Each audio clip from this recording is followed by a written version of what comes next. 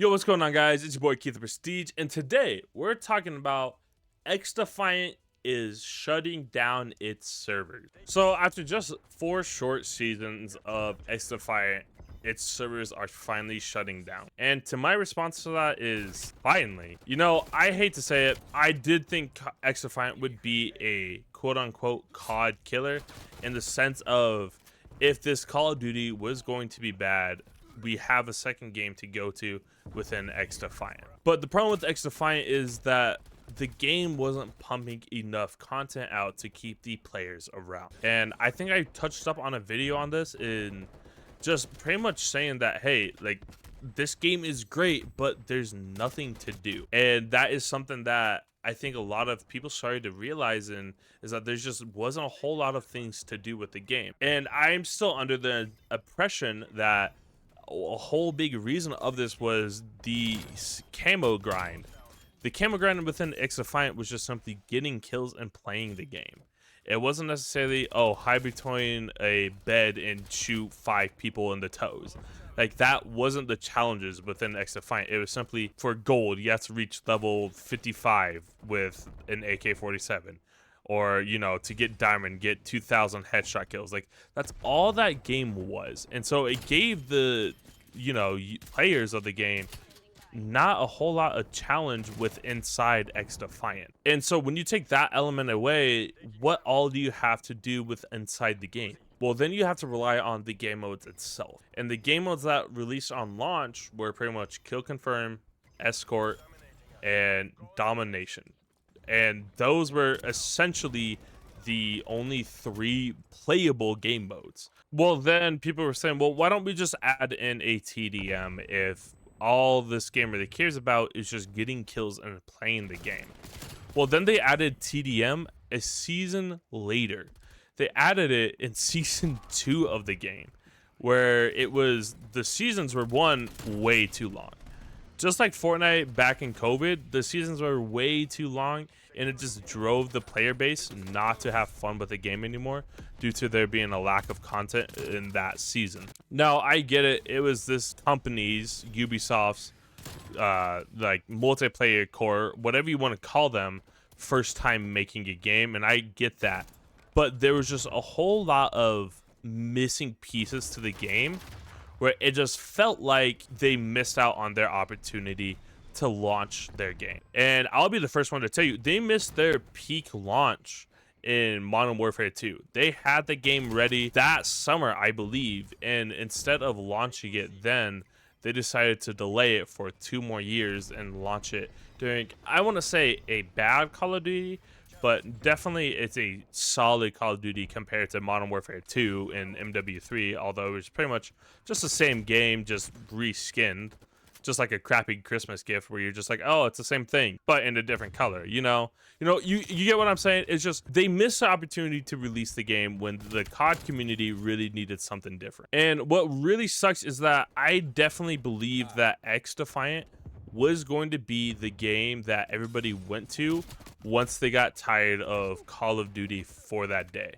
You feel me? Like, I was like, okay, if Apex is to Fortnite what Defant is to Call of Duty, then we're gonna have a great couple of years.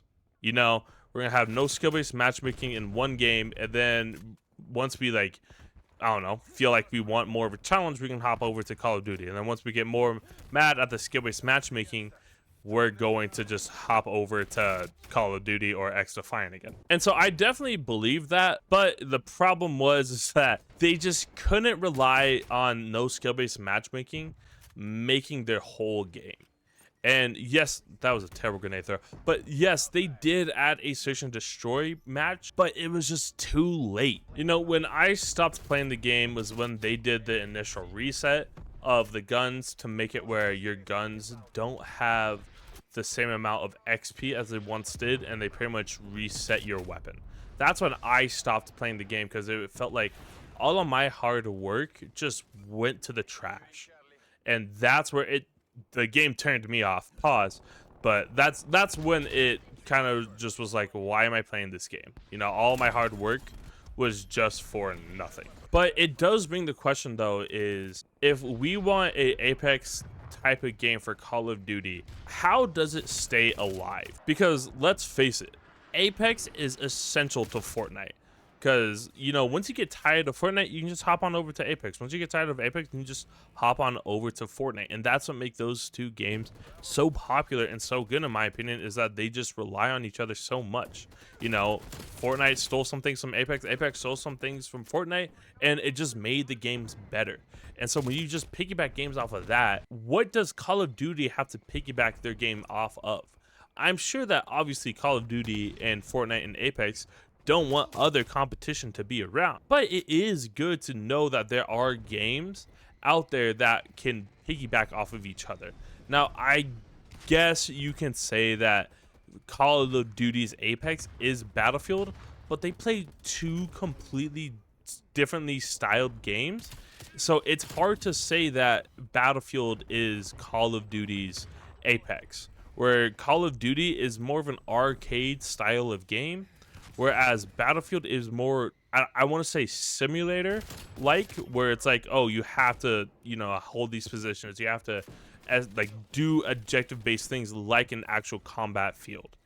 And that just, they play two completely different, between the sniping, the gameplay, the running, just everything is different between Call of Duty and Battlefield. So that's my question, is what does a game have to do, a first person shooter game have to do to stay alive?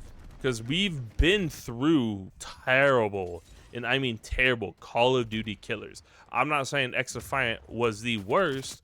It was probably the best, quote unquote, Call of Duty killer. But still, 4 seasons later, the game decides to shut down because the fan base can't support it. Now, I haven't played Splitgate 2, but that, quote unquote, was supposed to be the COD killer, and they just released a new game. I don't know how good the numbers are doing, but I can tell you that a lot more people are playing it because it's something new and it's free to play. But once Black Ops 6 comes out, I guarantee you that game will see significant player drops.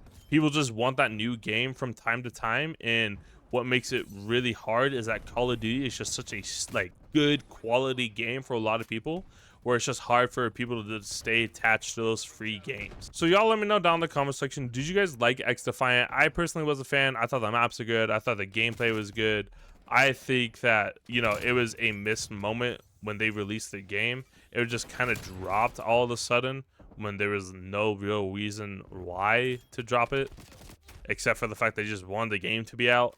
I think they didn't take advantage of the best timing of it, but, you know, it is what it is with all these Call of Duty killers. They're good while they're lasting, but once people start to realize that there's not a whole lot of content inside these games, it's just a GG's for these games. I mean, shoot, there are more people playing, I guarantee you, PUBG than there were playing Defiant.